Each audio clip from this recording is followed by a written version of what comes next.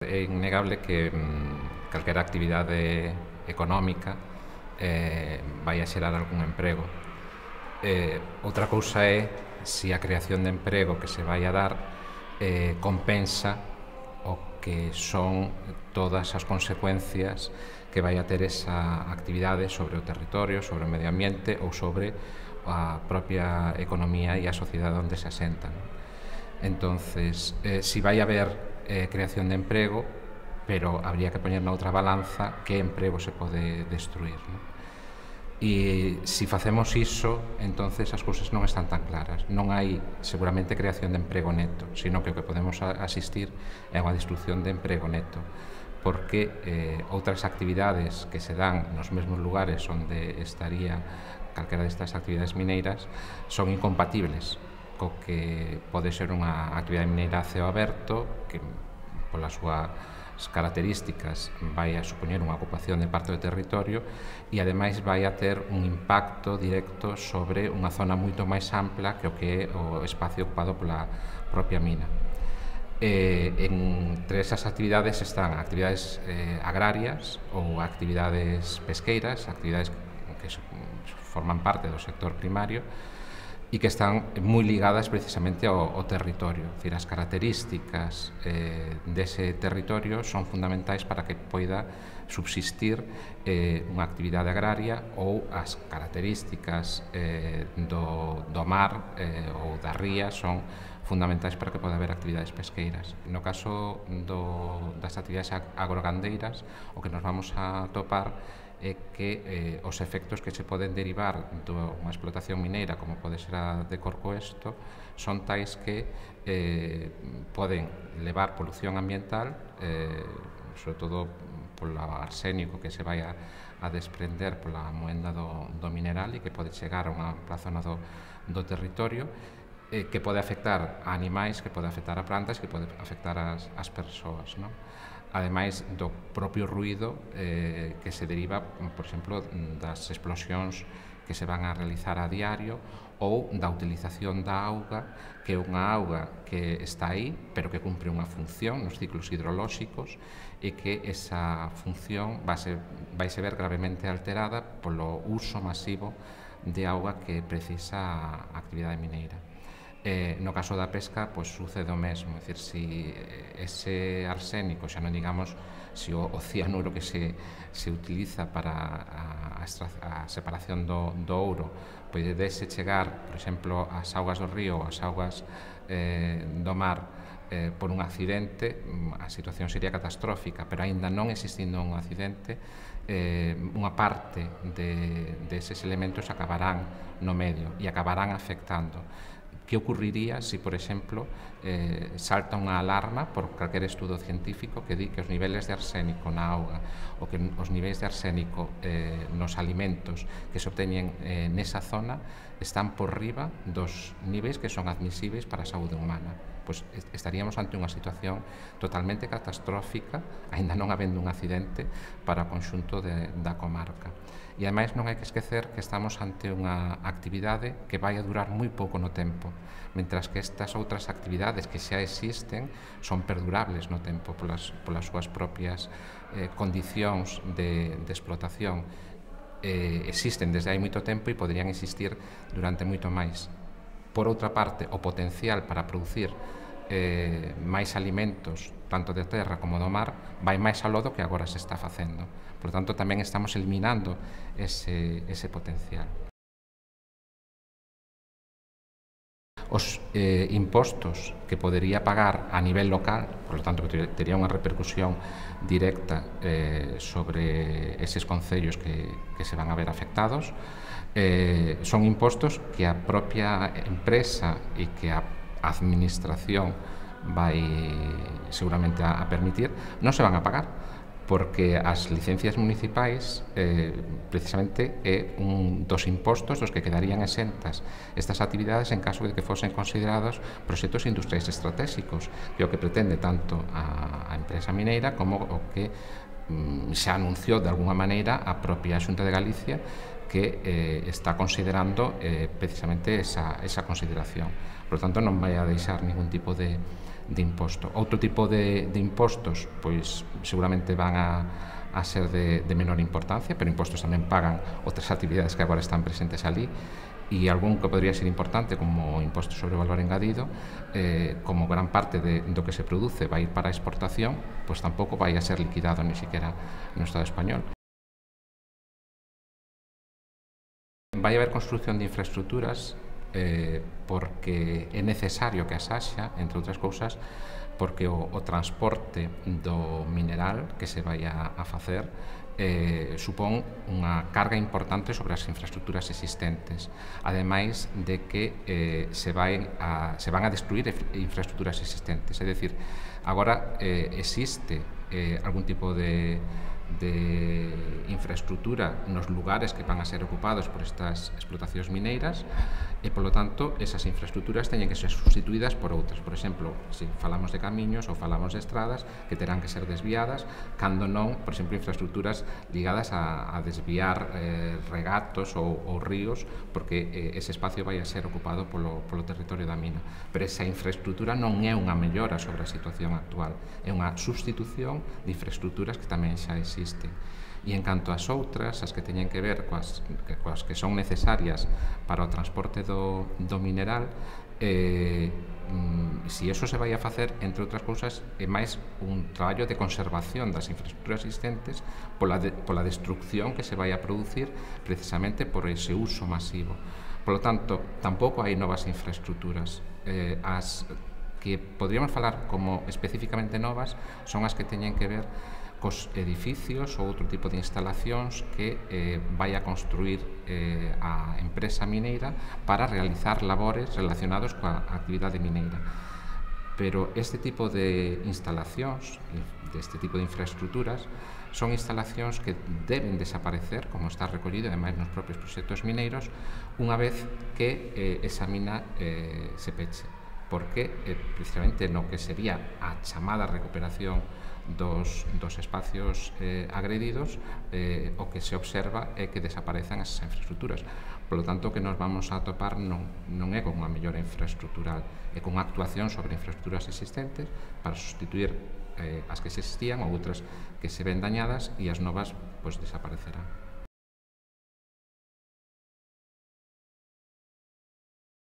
Si ese é un argumento que se utiliza a cotío, e é certo que no caso, por exemplo, de Bergantiños ou na Costa da Morte, a maior parte dos concellos desa zona están perdendo, como en outros lugares de Galiza, están perdendo de forma acelerada poboación. Xo veñen facendo desde hai décadas, pero o certo é que estamos a falar de que ese proxecto, por unha parte, si desestructura a economía local pola desaparición de actividades que xa están existentes, dificilmente vai a impedir que se perda a poboación. Ao contrario, o que nos podemos atopar é con unha aceleración na perda de poboación. Os empregos que se podan crear dentro da actividade mineira e que poderían paliar temporalmente a saída desas persoas cara a outros empregos fora da comarca, en calquera caso son solucións en precario, posto que estamos falando de períodos temporais moi curtos. Por lo tanto, pasado ese tempo, o que nos vamos a topar é con que non se ve freada a perda de poboación, porque esas persoas quedarán sen emprego e, por lo tanto, terán que buscalo en outros lugares, e non terán a posibilidade de buscar un emprego no mesmo lugar, porque se terán desfeito que serían lazos e relacións de tipo social e económico que preexistían e que é moi difícil, por non decir imposible, reconstruir. Se nós destruímos o rural ou destruímos a actividade pesqueira ou marisqueira en eses lugares ou mermamos moito máis do que xa está, o que vamos a toparnos é con unha dificultade inmensa para poder reconstruir esa base económica. Por lo tanto, si se quere manter a poboación deses territorios, o que se deben buscar son fomentar actividades que sexan perdurables no tempo. non actividades que teñen como vida como moito unha década. Todas as axudas que están recibindo e que van a recibir este tipo de empresas, se foran dirixidas, por exemplo, a fomentar outro tipo de actividades que xa existen ou outras novas que potencialmente poderían existir aí, posiblemente terían un efecto moito máis positivo para a conservación da poboación neses lugares do que vai a suceder con unha actividade mineira como pode ser unha mina de ouro, non? Que ten unha vida activa moi curta. Hai que pensar que ali non hai unha tradición mineira. Nós non temos unha tradición mineira en eses espacios, porque, aínda que existan canteiras, iso non o podemos considerar exactamente como unha tradición mineira. Estas son explotacións de outro carácter, de outro nivel. Pretender que nós vamos a convertir ese tipo de sociedades que temos a nivel local, nun medio rural, en sociedades mineiras, cando agora non o son, e que pasados 10 anos podamos reconvertir esas sociedades mineiras outra vez en sociedades agrarias ou sociedades mariñeiras ou sociedades dedicadas a outro tipo de actividades, é unha total ilusión, porque realmente o que nos vamos a topar é precisamente con que esa desestructuración social por un cambio de orientación no que é a dinámica que existe nesa economía vai a levar que cando esta actividade mineira desapareza o que se vai a dar é unha aceleración desa perda demográfica que se estaba dando até agora. Por iso é habitual que suceda iso, é dicir, cando desaparece a actividade mineira, desaparece a propia sociedade que a sustentaba, porque precisamente é unha actividade non sustentable, é dicir, unha actividade baseada na utilización duns recursos que son non renováveis e, polo tanto, só pode perdurar unha sociedade mineira na medida que existe o recurso mineiro. Cando este desaparece, desaparece a sociedade que a soporta. O que vai a suceder é exactamente o mesmo que sucede en outros lugares e que, ademais, témolo moi perto, é dicir, nós podemos acudir a Asturias, que temos aquí moi pertiño, e ver cal é a súa historia nos povos mineiros e atoparémonos que un tras outro hai caídas demográficas moito máis fortes que as que hai na Costa da Morte, non? Ao contrario, esta actividade mineira non vai a atraer outro tipo de actividades industriais, entre outras cousas porque xa ni siquiera se prevé ningún tratamento do mineral máis aló do que é a separación do ouro do resto do mineral e a súa exportación. Polo tanto, non hai procesos de transformación asociados a este tipo de mineral, como non o hai en outros proxectos que se están intentando levar adiante en outros lugares de Galicia. É dicir, son basicamente actividades de carácter extractivo que fundamentan ese proxecto na extracción e a exportación posterior para a súa transformación ou tratamento en outros lugares. Por tanto, non vai haber actividades industriais asociadas. E digo que, polo contrario, pode facer fuxir outro tipo de actividades. É dicir, pensemos que esas economías locais si son susceptibles de mellorar. É dicir, non é unha situación de bonanza económica a que se vive aí, precisamente de eso se están aproveitando para vender estes proxectos, pero a posibilidade de mellora debería fundamentarse no que xa existe e na mellora do que xa existe. Por tanto, actividades de transformación poderían estar ligados a eses produtos que xa aí se están facendo, tanto produtos de carácter agrario, gandeiro, forestal ou produtos do mar. Aí sí que cabería a posibilidade de engadir valor, de crear novos postos de traballo, de pensar nunha economía que poidera ir máis aló do que agora existe.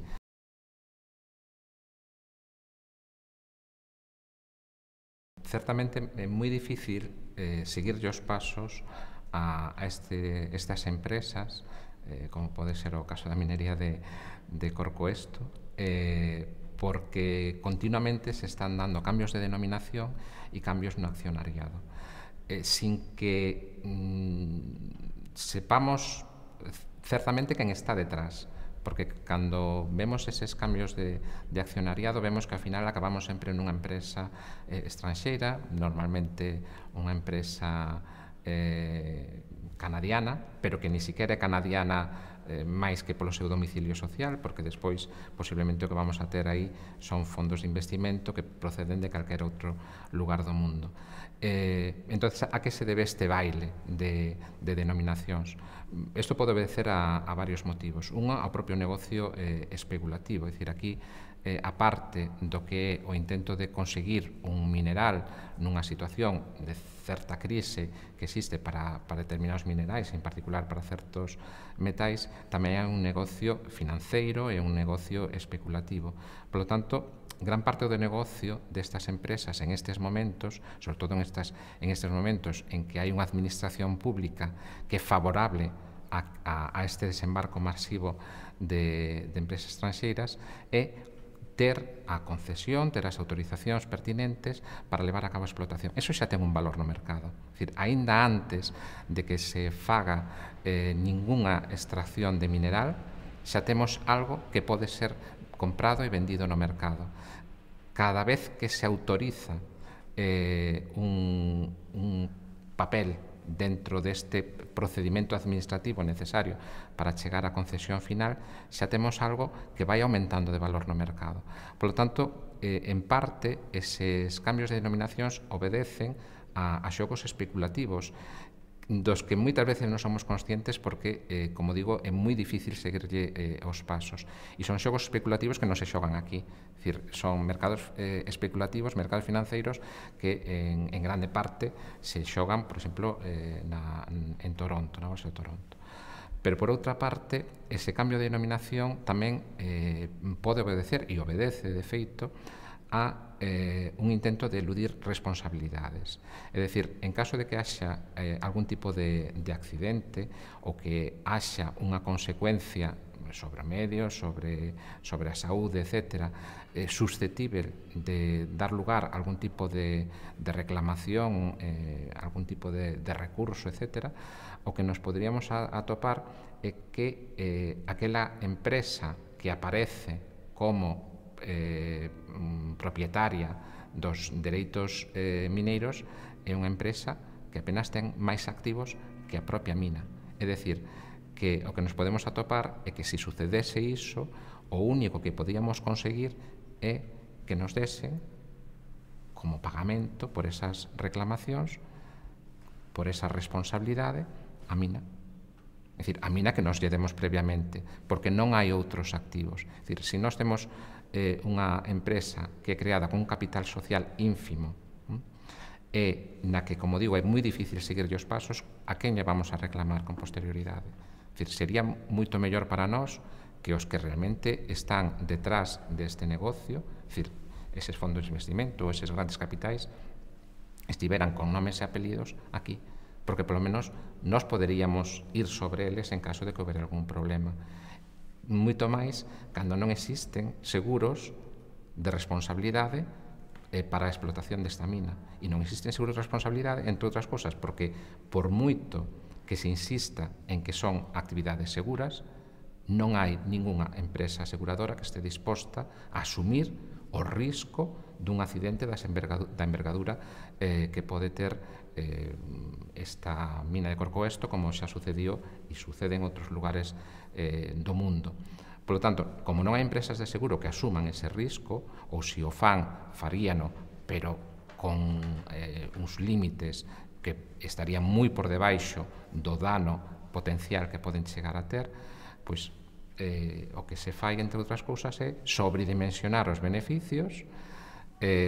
para facer entender que realmente isto vai a supoñer unha mellora enorme para non só para a economía local, sino para o conxunto de economía do país, e, por outra parte, negar todo tipo de impactos, todo tipo de problemas que podría chegar a ter. De outra maneira, se agora hai unha resposta social, imaginemos se houbera un recoñecemento real dos riscos que están detrás destes proxectos. A xente non estaría disposta a asumilos, pero que ademais, se se considerase que fose unha actividade de risco, a administración pública estaría obrigada a pedirlle a estas empresas que respondesen con un capital detrás desa empresa ou con un seguro aos riscos que podería chegar a ter.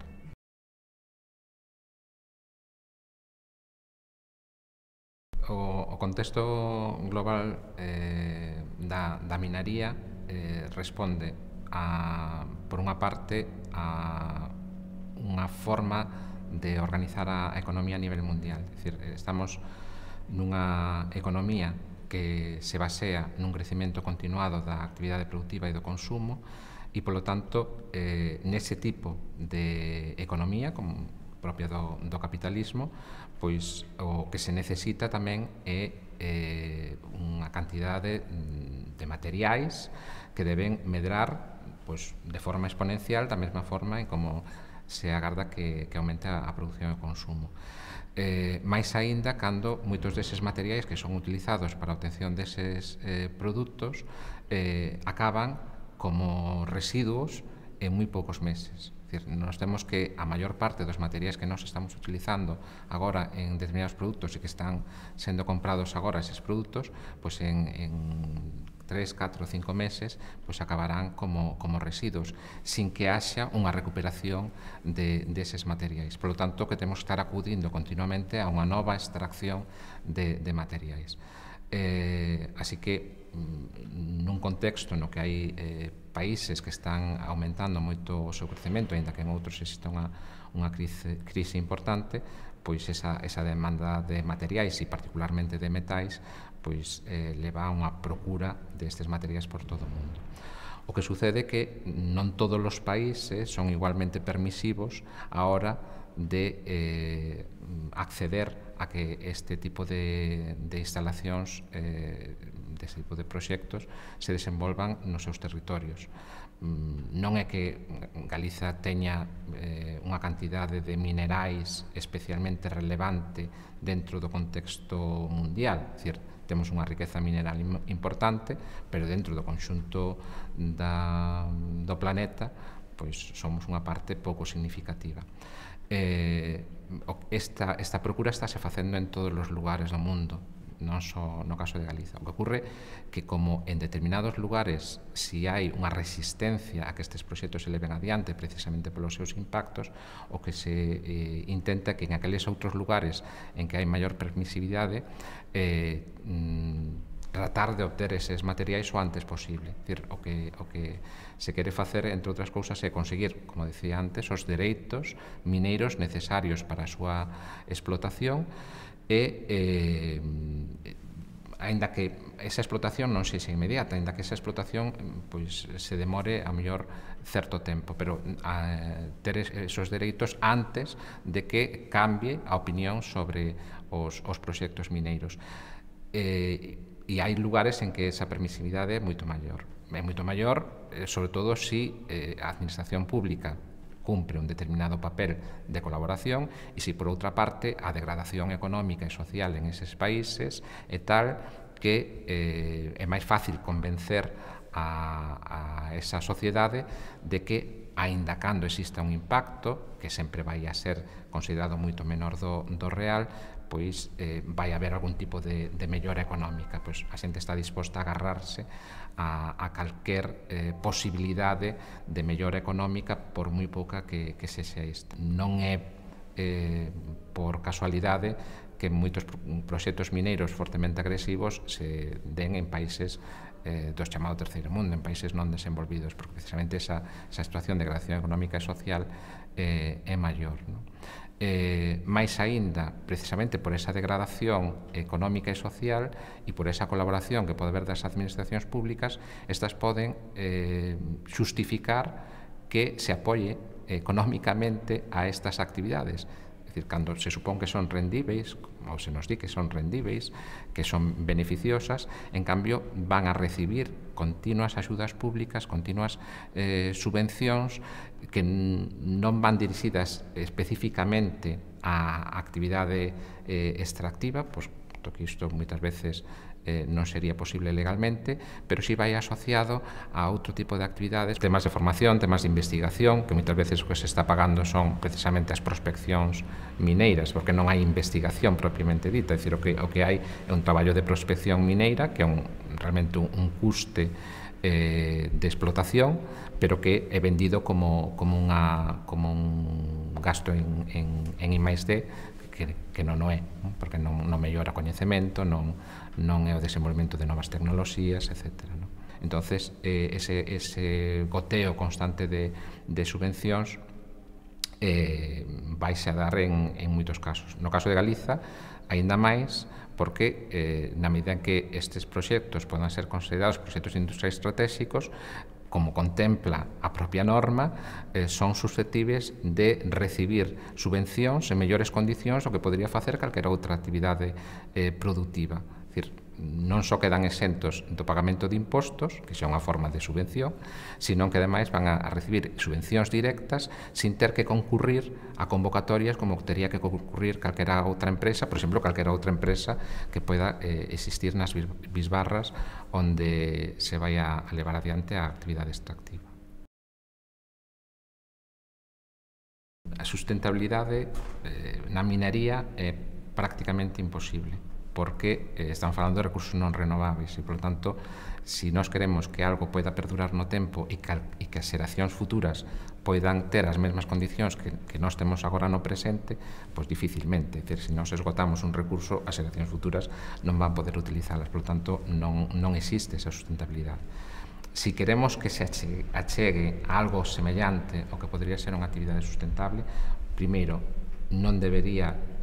buscarse a explotación de novos yacimentos, en todo caso, cos que xa existen, pois traballar sobre eles, e despois a mellor debería facerse máis unha minería de recuperación, é dicir, unha minería que traballe con eses minerais, con esos materiais, con esos metais que nos estamos abandonando todos os días en forma de residuos e aos que non facemos o tratamento pertinente, non? E, por outra parte, habría que dicir que a mellor minería para que sexa sustentable é a que non existe, é dicir, precisamente nós vamos a poder utilizar os materiais durante máis tempo si necesitamos menos deles, así que o que deberíamos tratar é de que o consumo fose moito menor, que non houbera un consumo innecesario de materiais como existe en moitos casos para usos superfluos ou para actividades ou produtos que non teñen nada que ver cunha mellora do benestar, non? Entonces debería traballarse máis en eses outros ámbitos, non? Pero en calquera caso unha minería que se fai sobre territorio que ten algún tipo de protección ambiental, por mínimo que este sea, cando se quere pasar por riba de todas esas figuras de protección, pois é contrario claramente ao que é sustentable.